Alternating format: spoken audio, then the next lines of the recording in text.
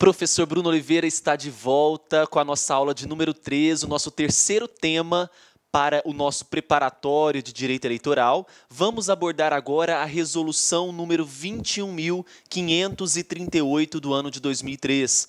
Nós lembramos, só para a gente lembrar o que nós vimos na aula de composição e competência e na primeira aula, que as resoluções do TSE, as chamadas instruções, são competências do Tribunal Superior Eleitoral, ou seja, a responsabilidade de expedição de instruções, a competência para a expedição de instruções, que são as nossas chamadas resoluções do TSE, portanto, são as chamadas, quando nós abordamos sobre resoluções, as fontes diretas secundárias do direito eleitoral. E uma das mais importantes, muitas vezes cobrada nas provas de tribunais regionais eleitorais, é a resolução de número 21.538 do ano de 2003, a resolução que vai trazer para nós os processos eleitorais, por exemplo, o alistamento eleitoral, a transferência, a revisão, a emissão de segunda via de título de eleitor. Vamos abordar o que são os batimentos e quando eles são realizados. Vamos falar também nessa aula a respeito da revisão do eleitorado, as hipóteses de cancelamento do título de eleitor. Portanto, nós temos muito conteúdo para abordar nessa aula da resolução 21.538 de 2003. Combinados? Estão juntos comigo? Então, bora lá, pessoal. Primeiro tópico que nós temos que abordar é o porquê que a resolução de número 21.538 de 2003 ela passou a existir. Então, veja só. O principal objetivo da resolução 21.538 é a adaptação às normas em vigor, à nova sistemática adotada para o cadastro eleitoral. Que nova sistemática é essa, professor? Veja, nós migramos de um cadastro físico, passando agora para um cadastro eletrônico. Então, veja, eu tenho que adaptar a nova sistemática agora eleitoral, a sistemática eletrônica, todo o processo anterior. Então, veja, a adaptação às normas em vigor a essa nova sistemática adotada para o cadastro eleitoral, chamado cadastro eleitoral eletrônico. Segunda proposta, objetivo dessa resolução. Considerando a necessidade de estabelecer uma rotina procedimental única, de forma a facilitar os trabalhos desenvolvidos. Porque antes os trabalhos do processo eleitoral eram totalmente difusos. Então, o objetivo primordial dessa resolução é estabelecer uma rotina procedimental única para sistematizar todos os trabalhos desenvolvidos, ok?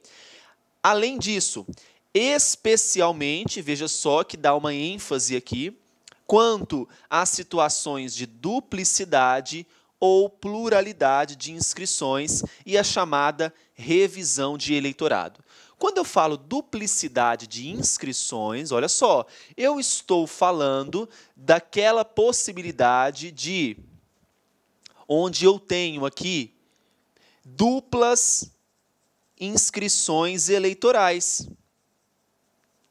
Então, eu tenho duas inscrições eleitorais para o mesmo indivíduo, para o mesmo cidadão. E a pluralidade de inscrições? Quando eu tenho mais de duas inscrições eleitorais para o mesmo cidadão.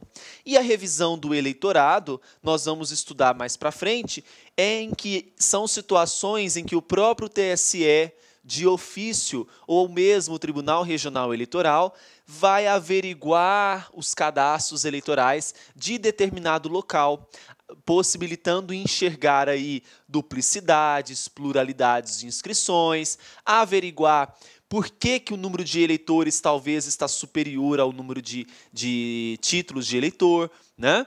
Então, veja, esses são os objetivos da resolução. Quais são as propostas? Então, veja, a proposta dessa resolução 21.538 é procedimentar, portanto, o alistamento e os serviços eleitorais, a regularização da situação de eleitor, a administração e manutenção do cadastro eleitoral, a revisão eleitoral, fiscalização e a transferência de eleitores. Essas são as propostas da Resolução 21.538 do ano de 2003, ok? Muito bem. Primeiro assunto que nós vamos abordar é a respeito do alistamento. Nós já chegamos a falar um pouco sobre o alistamento lá na nossa aula de número 1, mas eu fiz questão de trazer para vocês esse quadro que nos mostrará quais são as hipóteses de alistamento obrigatória, facultativa e as hipóteses vedadas de alistamento eleitoral. Então veja, obrigatoriamente o eleitor ele precisa se alistar se ele for maior de 18 anos ou se ele for menor de 70 anos. Essas são as hipóteses obrigatórias. Agora eu tenho as hipóteses facultativas. Para quem? Os analfabetos, e aqui é importante você fazer um gancho, né? Quando eu falo de analfabeto, ele pode exercer a capacidade eleitoral ativa. Então, ele pode exercer a capacidade eleitoral ativa, mas é vedado que ele exerça, vedada, a capacidade eleitoral passiva. Então, o exercício da capacidade eleitoral ativa é permitido a esse analfabeto e é vedada a capacidade eleitoral passiva. O que é isso? Receber votos. O analfabeto ele não pode exercer cargos eletivos. Portanto, é vedado o exercício da capacidade eleitoral passiva. Bom, além disso, além de ser facultativo aos analfabetos o exercício da capacidade eleitoral ativa, aos maiores de 70 anos também, e aos maiores de 16 e menores de 18 anos, ok? E para quem é vedado?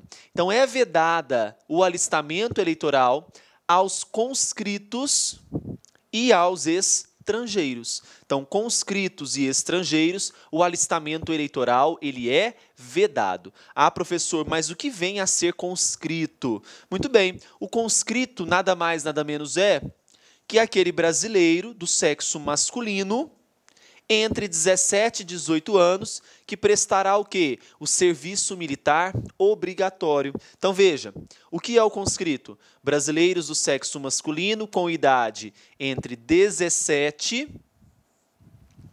e 18 anos que se alistam por obrigação legal no Exército, na Marinha ou na Aeronáutica. A eles são conferidos o título de conscritos, portanto, é vedado o alistamento eleitoral. Além disso, eu posso estender essa titulação de conscrito àqueles profissionais de saúde, como médicos, dentistas, farmacêuticos e veterinários, que estejam a prestar o serviço militar obrigatório após, olha só, após o encerramento da faculdade. Então, esses profissionais de saúde também receberão a titulação de conscrito, ok? Muito bem. Por que eu preciso me alistar? Quando nós falamos lá na primeira aula, eu disse para vocês da diferença existente entre ser nacional e ser um cidadão, não foi? Bom, a partir do momento que nós nascemos, nós somos nacionais de determinado território. Mas já somos cidadãos? Não. Então, a titulação de cidadão, a aquisição da cidadania no Brasil, ela se dá a partir do momento que eu me alisto eleitoralmente. A partir do momento que eu me alisto eleitoralmente, eu posso participar ativamente das decisões do Estado. Porque eu escolherei os meus representantes que irão me representar perante o poder, perante a sociedade, não é? Então, a partir do momento que eu me alisto, eu tenho essa capacidade de escolher os meus representantes. Veja só, por que eu preciso me alistar? O alistamento insere o indivíduo na ordem jurídica. Então, o alistamento ele insere o indivíduo na ordem jurídica dos direitos políticos, tornando esse indivíduo um cidadão. Então, eu passo de ser nacional. E agora eu sou o quê, pessoal? Um cidadão. Então, eu transfiro essa possibilidade de nacional para agora ser um cidadão. Poderá, a partir de agora, votar, participar de iniciativa de lei popular, propor ação popular, participar de plebiscitos e referendos. Então, uma vez que eu saio do título de nacional, porque agora eu nasci no território, sou um nacional, mas eu adquiro a partir desse momento direitos como cidadão. A partir do momento que eu me alisto eleitoralmente, eu sou um cidadão. Então, veja, agora eu adquiro o direito de votar. Ah, professor, a partir do momento que eu me transformo no cidadão, me alistando eleitoralmente, eu já posso ser votado? Muito cuidado, porque somente você poderá ser votado se você preencher as condições de elegibilidade. Então, você somente poderá ser votado se você preencher todos os requisitos de elegibilidade, que será o nosso próximo assunto na próxima aula. Tá bom? As condições de elegibilidade. Então, veja, esse exercício da cidadania, direitos políticos, capacidade eleitoral ativa, ela se dará a partir da emissão do título de eleitor, que é feito mediante o cartório eleitoral. Então, vamos imaginar, você chegou no cartório eleitoral e agora você deseja se alistar eleitoralmente. O que será feito nesse cartório? Bom, inicialmente você chega no cartório, você passa por uma triagem. Essa triagem ela vai reconhecer qual é o serviço que você deseja. Então, vamos imaginar que você vai se alistar, ou você vai querer emitir uma segunda via, ou uma atualização cadastral, ou uma transferência de título. Então, você passa por essa triagem. Passando por essa triagem, você é encaminhado ao guichê. Chegando no guichê, você vai, então, proceder o seu serviço eleitoral. Então, vamos imaginar que você vai se alistar. No momento em que você vai se alistar, o que é feito? É solicitado os seus dados pessoais. Então, nós vamos ver mais para frente que, para você se alistar, você pode apresentar um de vários documentos, não precisa ser todos. Então, suponhamos que você levou a carteira de identidade.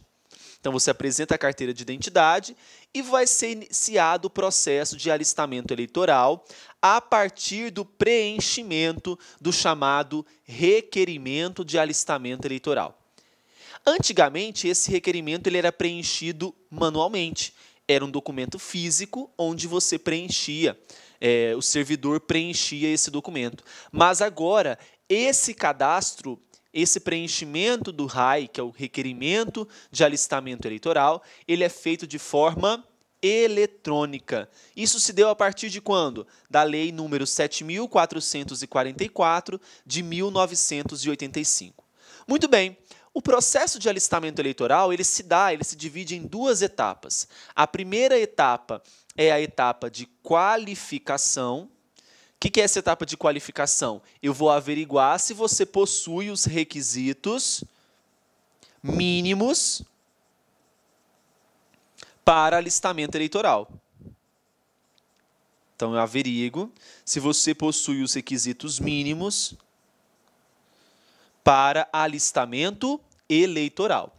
Feita essa qualificação, aí sim nós vamos proceder à sua inscrição no Cadastro Nacional de Eleitores. Então, veja, em cada zona eleitoral, enquanto não for implantado o processamento eletrônico de dados, o alistamento continuará a ser efetuado na forma da legislação em vigor na data desta lei. Vamos imaginar, essa lei é de 1985, nós já estamos em 2016. Hoje, todos os cartórios nacionais, os cartórios eleitorais, atuam mediante processamento eletrônico de dados, ok?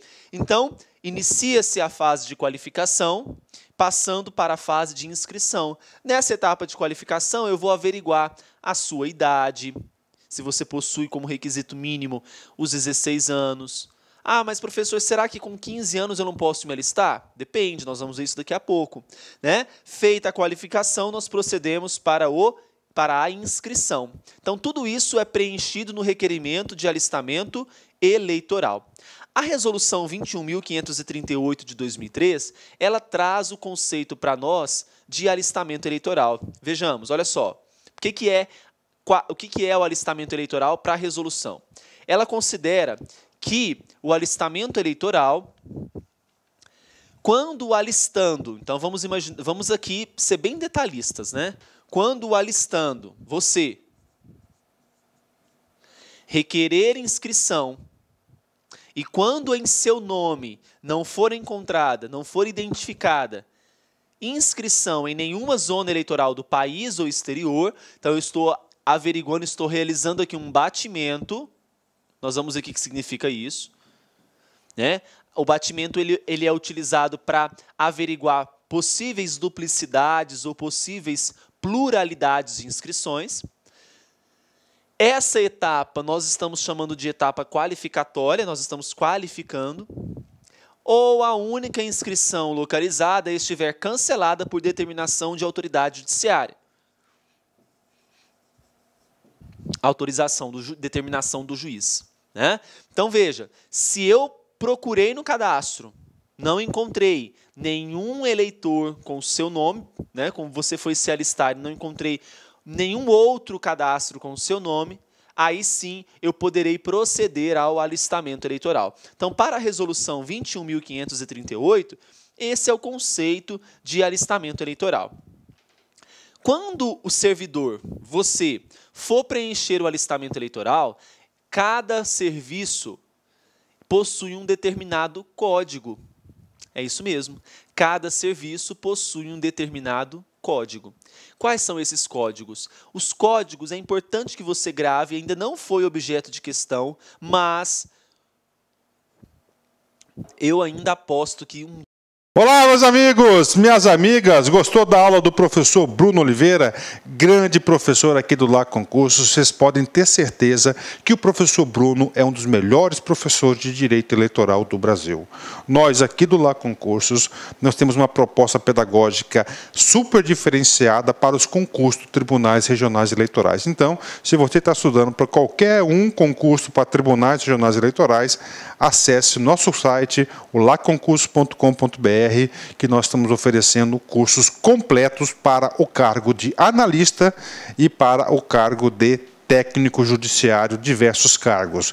Olha só, outra coisa importante, aqui no LA Concurso nós trabalhamos com preços populares. Vocês podem ter absoluta certeza que é o melhor custo-benefício do mercado. Tá certo, meus amigos? Então acesse nosso site aí para você continuar assistindo essa super aula do professor Bruno Oliveira. Forte abraço, tchau, tchau.